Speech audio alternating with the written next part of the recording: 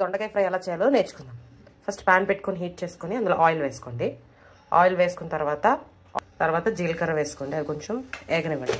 చూడండి చిటిపట. ఇప్పుడు పోపు దినుసులు కూడా వేసుకోండి. ఇవన్నీ కొంచెం బాగా ఫ్రై అవ్వనివ్వండి. ఫ్రై అవ్వగానే ఆనియన్స్ వేసుకుందాం. ఫ్రై అయిపోయి ఇప్పుడు ఆనియన్స్ వేసుకుంటున్నాం.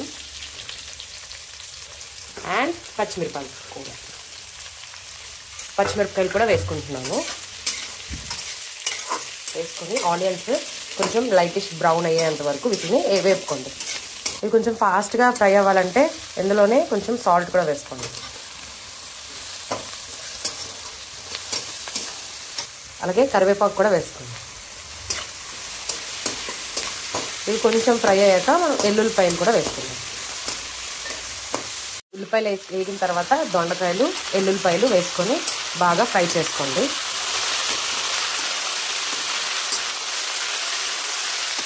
ఇది ఒక 20 minutes ఫ్రై చేసుకోండి బాగా. దీని తర్వాత మనం పసుపు, కారం, మనకి టేస్ట్ తగ్గట్టుగా ఉప్పు వేసుకుందాం.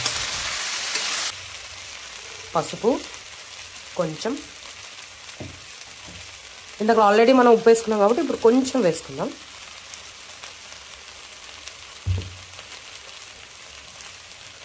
ఒక టేబుల్ స్పూన్ కారం, మీ లెవెల్ బట్టి, మీ స్పైస్ లెవెల్ బట్టి. అండ్ కొంచెం జీలకర్ర పౌడర్ కూడా.